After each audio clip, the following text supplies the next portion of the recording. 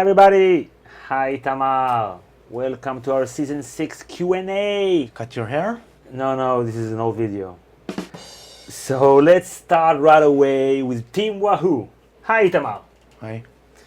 Okay, let's go to Abu Cherry from Saudi Arabia. That's it. Okay. Let's go to Abu Cherry.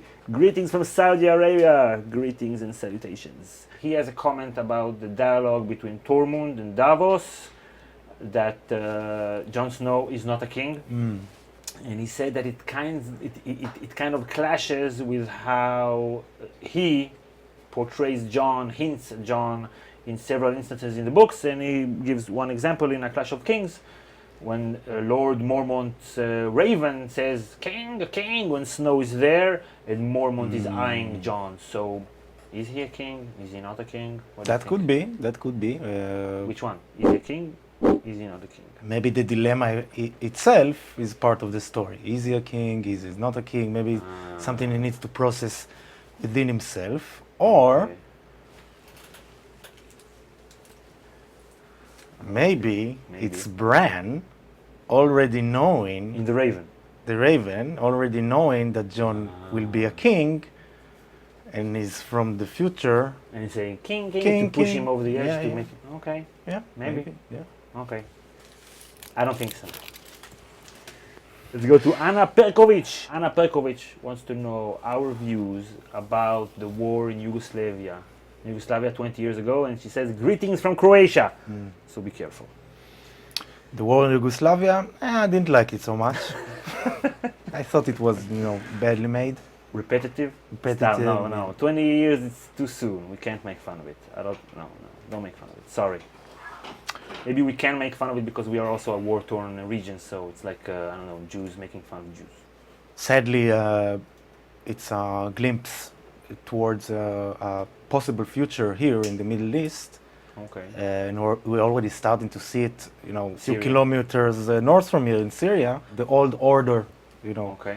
collapses. An ancient, neighborly hatred, natural neighborly hatred, Okay. suddenly On the rise rise. and surfaces, and it could be a great Okay. recipe for ethnic cleansing. Like a great recipe? Like, are you for this recipe? No. Let's go to Rotem Eren. I don't know Rotem. He wants to know if we watch Veep and or Silicon Valley, both on HBO. Veep, no. You haven't watched anything of it? I haven't watched a single episode, Okay. but I watched, I think, the 2 seasons of. 2 seasons. I think it was 2 seasons Silicon Valley. Of Silicon Valley. Okay, I watched 1 season. It was nice. It was It was like nice, yeah. the nerdish version for Entourage or something like that. Right. Veep, I thought Veep was good. I watched 2 or 3 seasons. I don't remember. It was good. But, I don't know, I lost the motivation to continue to watch it. Because maybe, I don't know, maybe it's just me, but just if it's a comedy, strict comedy, it's not as engaging to me as it used to be. Yeah. Even though it was good. And I like the actors also. Alexandros wants to know our favorite books. Top 5 books. From the bottom to Start from the best book The to the best. top 5. A Storm of Swords, A Clash of Kings. But non A Song of Ice and Fire books. What about that? What about those? Like, I don't know. It's like that. You can't have a top favorite book because each book is something else. But just first 2 books that come to mind. The Man Without Qualities, The Mann ohne Eigenschaften.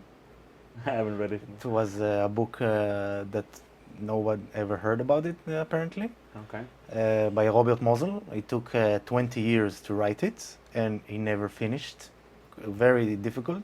I can't Okay. say I remember something from it, except maybe little bits. But I remember it was What was very. it about? It wasn't about the plot. It was more like moment in history before World War One, Okay. with all the the old elites trying to celebrate themselves, but under the surface there is something boiling. But it wasn't political in this book. It was more like ideological and in terms of ideas, very Nietzschean stuff. Okay. And so I really liked it at the time. It was very difficult. Okay. But the other one, I think it's The Steppenwolf by Hermann Hesse. Okay, I don't remember it already. Steppenwolf. I read a few books by Hermann Hesse. Just two books that come to mind. The Life Before Us by Émile Ajar. It's about a young Muslim French boy living in a whorehouse. He's an orphan. And he processes everything through his own childish eyes. So it's very naive and very touching. And I shed a few tears at the end. It's very emotional. And it's not the best book that I've read, but another book that really touched me, A Prayer for Owen Meany, by John Irving. It's about, I think it has like the best opening lines ever. I remember Owen Meany not because he was the smallest person I've ever saw, not because of his broken voice, not because he was the instrument of my mother's death, but because he made me a Christian, something like that. So just in a few lines you say, okay, this Owen Meany guy and this and this and this. So also very, very touching. Or Black says that when you mix ice and fire, you get lukewarm water. That's the real message. Think about it. Yeah.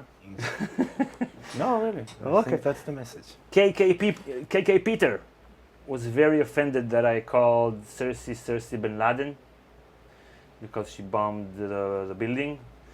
So he said, you just lost a sub. So at first I thought, okay, maybe I was a little bit insensitive of me to say so. But then when I continued reading, he actually blames Bush and the Bush family for 9/11. So the reason that he unsubscribed was because I blamed bin Laden, 9/11 on bin Laden and not on Bush. And he says, and he concludes with capital letters, shame, shame, shame. So we've lost a sub. Okay. Stupid. Doesn't he know that bin Laden worked for George W. Bush? We actually have another commenter who says that the Jews did 9/11. Makes sense. I got a text message. Don't be on the Twin Towers. I said, wow, why would I be? Oh, okay. Alida Oosterwijk says, what was will never be again, or so either history is a cycle that repeats itself or it evolves. Which is it? And we actually have a shirt, what was will never be again, if you want to purchase it. So does history repeat itself, or is it always evolving and changing? What was will never be again. I think it's the latter. It's human behavior repeats itself because we're still monkeys.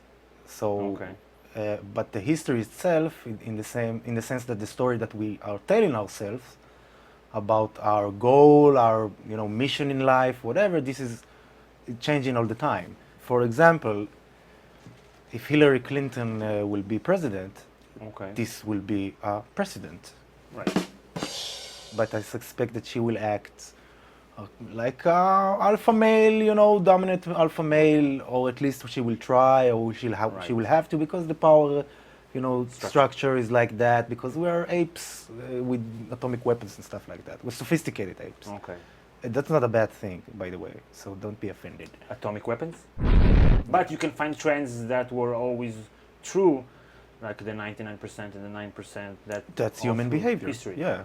Okay. The context is changing. Back then, the 1% had like total power and could, enforce his will whenever he wanted, basically. Today, the 1% doesn't hold the entire power. It holds a big share of the power, right, more than it deserves, I think. But not all the power is still there. There is something new that right, it wasn't available back then. Okay, see what you mean. Okay, Mr. Fujinko wants to know, is what was will never be again a real Plato quote? No. No. It actually started like a joke because saying what was will never be again. It's a literal translation from Hebrew. Mashaya haya. What was. So in Hebrew, it's grammatically correct. Yeah. But in English, it's not grammatically correct. So one time you said it that way, and we actually made a joke because it sounds silly. Yeah. We said Plato, because then it's a powerful quote. Mm-hmm. Because someone mentioned that he wrote that quote into his paper, university paper. He hopes it's fine. He hopes it's fine. No, he didn't read it. It was a joke. Okay, there were a lot of comments in one of our previous videos where you said that Bloody Mary is Mary, Queen of the Scots. I didn't say that. Yes, you said it. No. A lot of people said, no, you're wrong, Itamar. I didn't say that. Bloody Mary is a different person. It was the editor. He made you say that? No, I know the difference between them. Okay, so why did you It was say the editor. He wrote it by mistake, and so it's his fault. Okay, let's go to Nostradamus. Do you think the Great Library in the Citadel will be destroyed, mirroring historical events? No. No. What about the Alexandria Library? Wasn't it burned? It could happen. The purpose of this citadel, as we see it, is to be this conduit towards a different era and different values and stuff like that. So maybe a burning of this place could expedite it, you know. Because they will have to save the books and then Yeah. take them all over the place. Yeah, and maybe there will be like, they will have to translate it rapidly for it to not be lost and stuff like that, and then it will reach a lot of things. Yeah, to protect it, the next time they will make a lot of copies Yeah. and put it all over the place. Okay. Yeah. Okay. We have an incoming video question.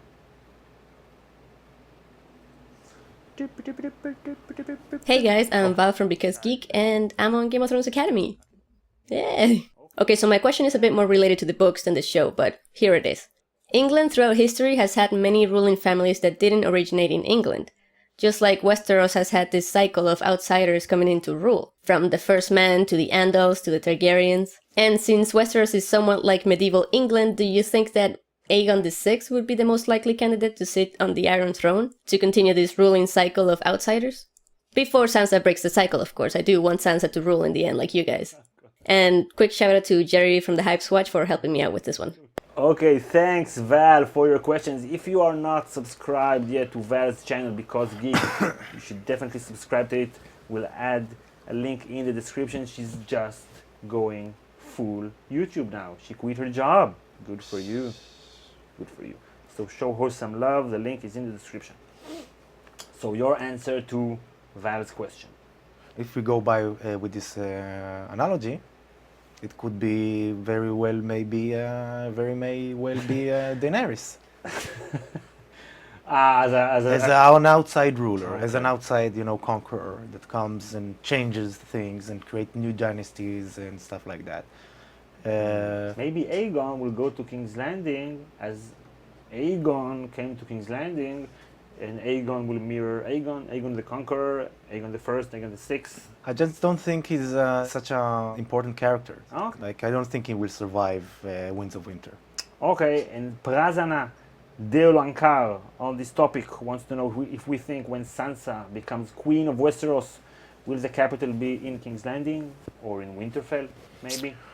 I don't think it will be in Winterfell or nor any of the other realms, kingdoms, What because about Riverrun? It's in the middle. yeah, Smack but dab in the middle. there was something about this King's Landing as a capital. It was raised as a capital. It was Right, built. established Right.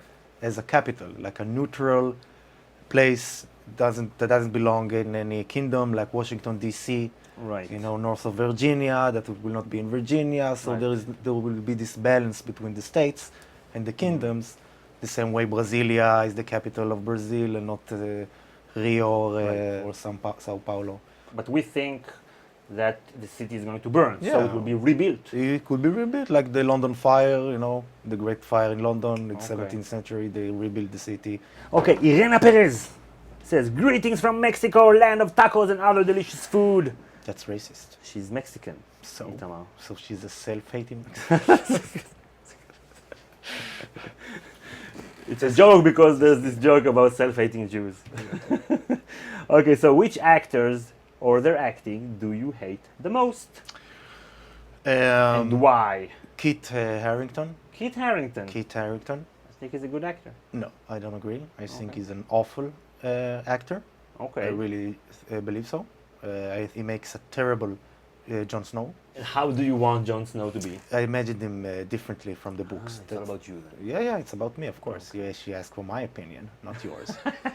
And in the books, I got the sense that he's not this pretty boy, no nothing, but he's like has a dark side, a deep side, a sensitive side that doesn't translate well with Kit Harington, and He's basically an action hero. yeah, basically like an action hero, like you say. That's very good. Okay, I think I dislike the most the actor who plays Joa. He's always super dramatic. Khaleesi, I remember you, Khaleesi. Let's go to eat something, Khaleesi. Okay, boner fart. How do you guys come up with all your epic intro shit? We didn't. It's our editor. Okay. He's- Extraordinaire. Yeah, he does the magic. Yeah. And how do you come up with all your epic intro shit? So right now he's doing, I don't know. That's his response. Very We don't know what he does. We doesn't, Ask our opinion. ask our opinion for it, and we like it this way. Yeah. So, Paul Hanley. Hi, Paul. Do you see any similarities between the Night King's motivation to modern hipsters? Yes. Both want to just tear everything down without any good reason. Yes. But you're a hipster. no, I'm not. You have a beard. So, you have glasses. It's not the same. Okay, whatever. Onesy ones. Do you think that if they just got the eagles to fly the ring and drop it into Mount Doom, then the whole Lord of the Rings storyline plot could have been saved? Yes. Okay, Patrick. I don't know how to pronounce that. Sorry. Do you see any similarities between Westeros at the end of season 6 and the EU right now? Yes. Maybe we'll do a video about that. Yeah, yeah. Like explain Brexit through Game of Thrones. Clickbait.